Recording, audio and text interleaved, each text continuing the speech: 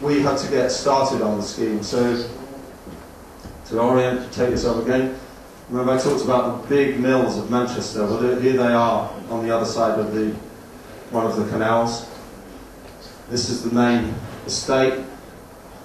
Much in the centre had been demolished already, and this was that road that was going to be the heart of our new village. So the first thing we did here was we had to work out a way to try to move people only once from the house they were in and then into their new house. That was obviously the ideal situation.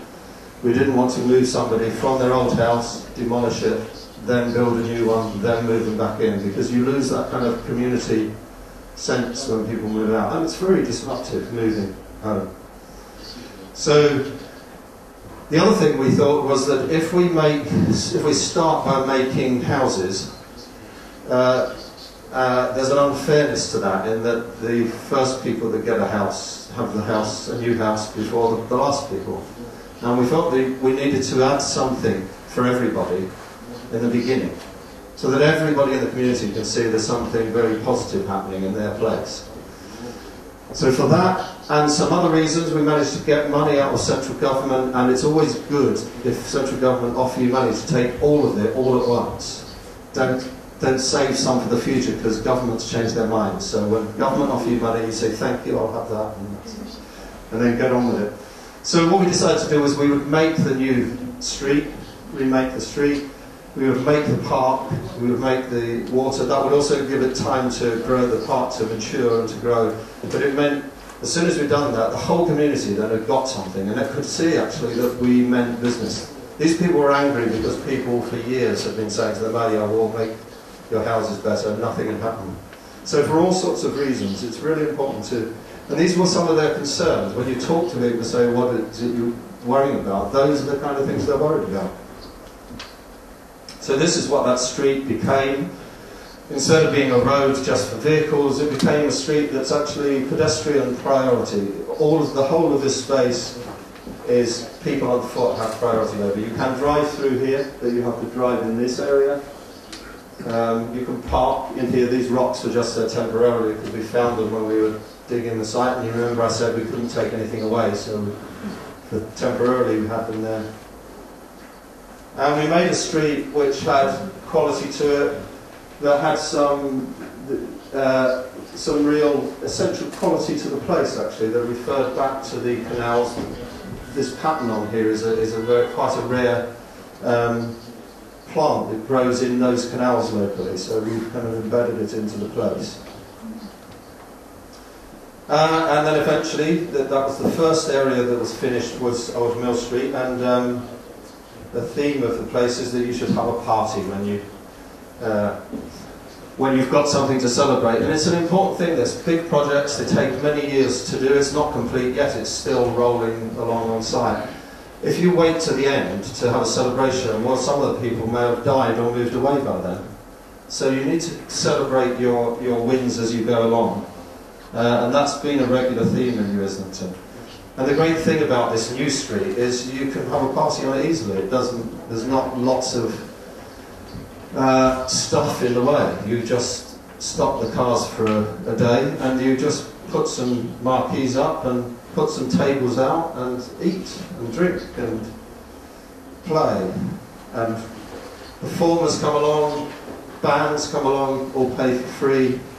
And this happens now every year on this street as a festival. One of the other things that people said to us was that we want a park where, well, first of all they said we don't want a park, and we said why wouldn't you want a park? Everybody likes parks. No, we don't want a park. Well, why not? Because we're not allowed to do anything in the park. Our kids get told off for kicking a ball around or skateboarding or something. So we said, okay, well then let's have a park where you can do everything. So this is an image by the artist Banksy, making a joke here that if you go to most parks in England, the first thing you see as you're entering the gate is a sign that says, enjoy your park, we hope you enjoy this leisure facility, and then it says, No cycling, no skateboarding, no music, no alcohol, don't feed the pigeons, don't feed the squirrels. Don't, just don't, stop now. So this is a thing made with public money for public enjoyment. And the first thing you see is a list of things you can't do. And Banksy was saying, the ball games here. So this was the park we made, a park where all things are allowed actually. You can play on the grass and kick a ball. We made the water so that you can paddle in the water. You can get right down into the water. You can baptise your children in it. There are pedalos to play in. If you fall in, you can crawl out. People were, it's laughed, but people were quite worried. They said, well, if we have all this water and I come back from the pub drunk, I'm going to drown in that. And we said, well, hang on a minute. You live between two canals and you've been okay so far. Then they thought their children would drown, and we went and got all the statistics out to see how many children drown in public parks. Actually, most children who drown in private gardens where nobody's watching them and nobody's taking care of them. So, but all these things are people's concerns, and you don't get them unless you actually spend the time talking to people and listening.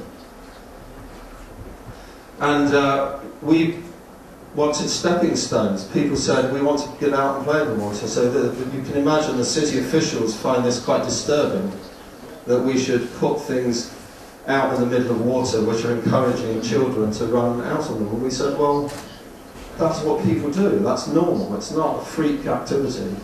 The moment we opened the park, the first people that got into the park ran straight out into the stepping stones. Nobody told them what to do.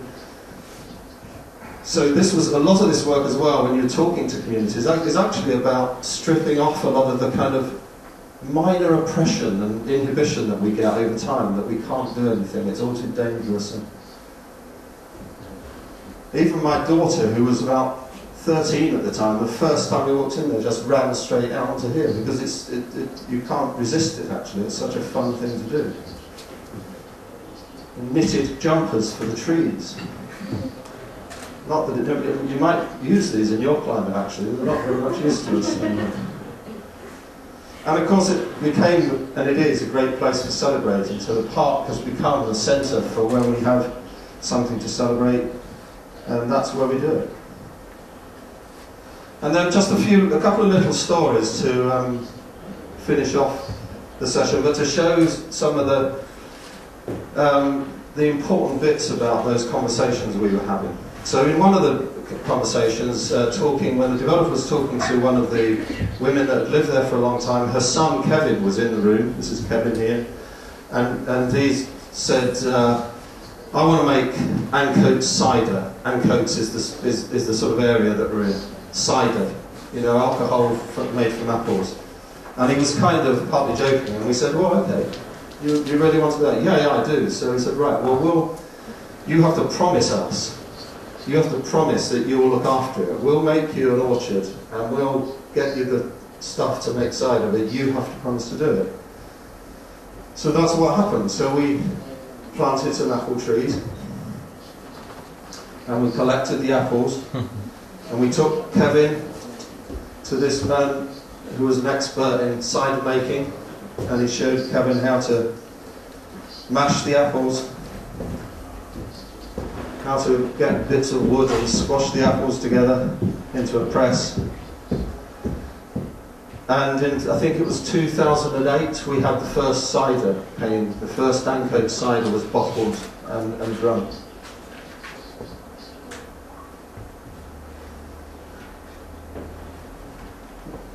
People, we got to the level where people weren't just talking to us about the wide area where they live, but this literally happened. People looked at the model and went, "I want to live here. And this particular lady, when someone said, "What sort of house would you like?" she said, "I'd like a pink one." You can see it was a very colourful model anyways, but "I'd like a pink one." Well, that's what she ended up with. So you can have what you want if you ask at the right time and if people listen to you. It doesn't cost any more to make somebody something that they love.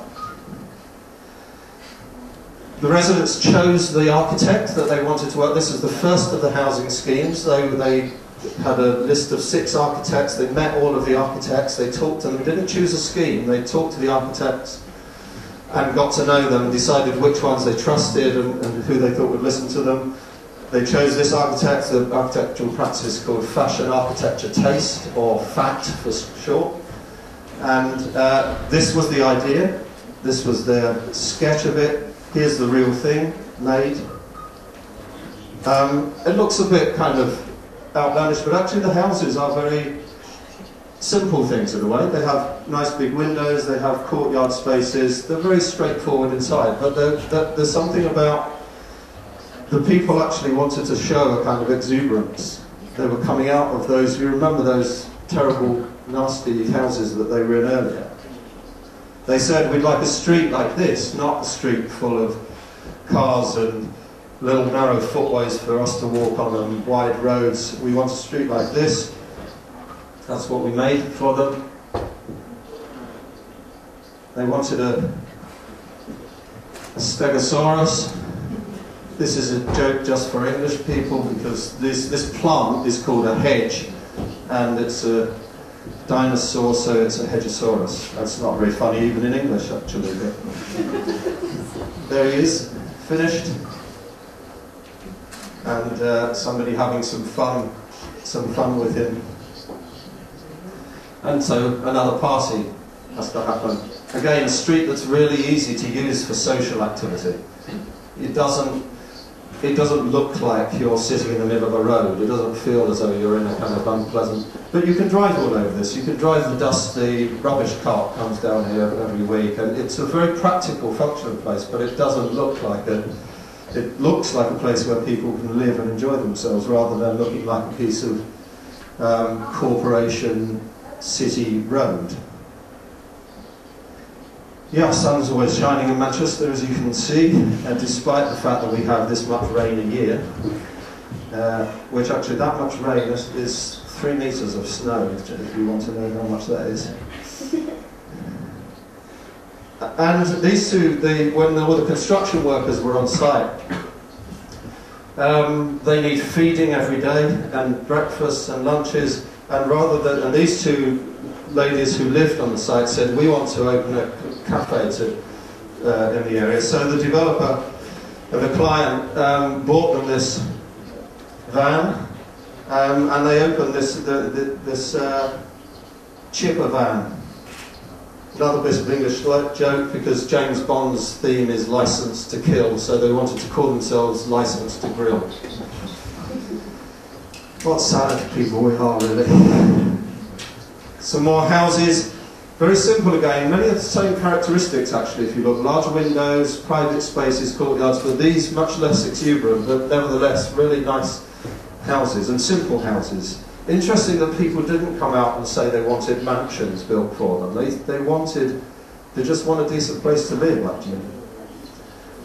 And I think last thing is, this is the last of the buildings to be completed on the site. And it's called chips, which in English means bits of potato fried. In American English means crisps to us, but anyway, it's chips. This is what it means. It means these things. And it's called chips because that's what it looks like.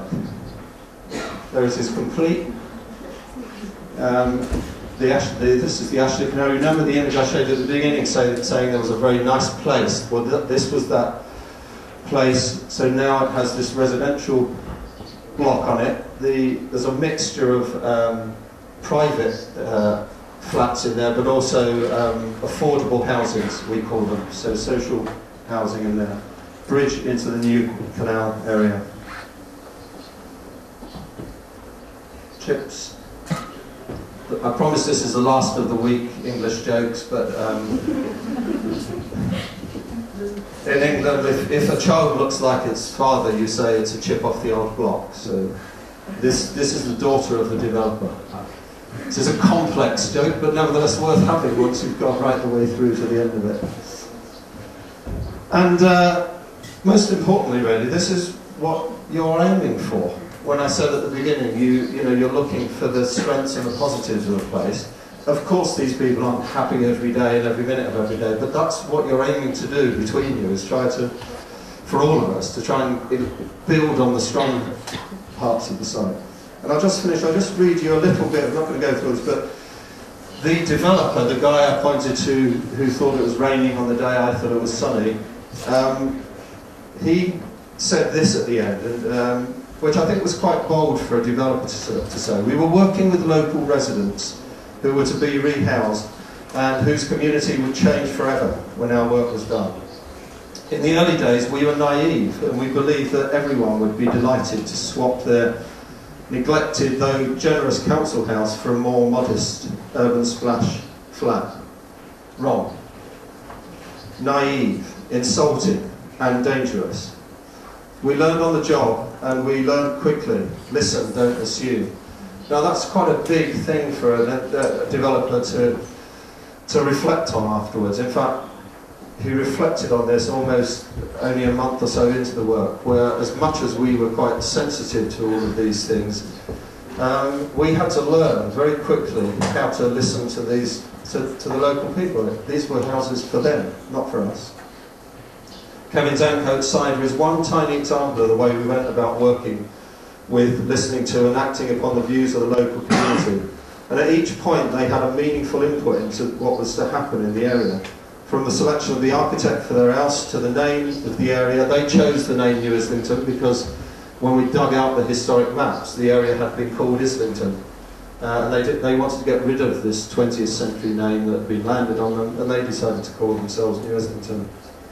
And we helped translate processes in which they, I mean, this is an important bit, and I think this is often, as designers and developers, we forget this. Our job is not to tell other people what to do, it's to translate people's wishes through the difficult processes of construction and funding and finance, into what people want, because they're not interested in finance and funding and all of that stuff. They want their house back and they want a decent place to live.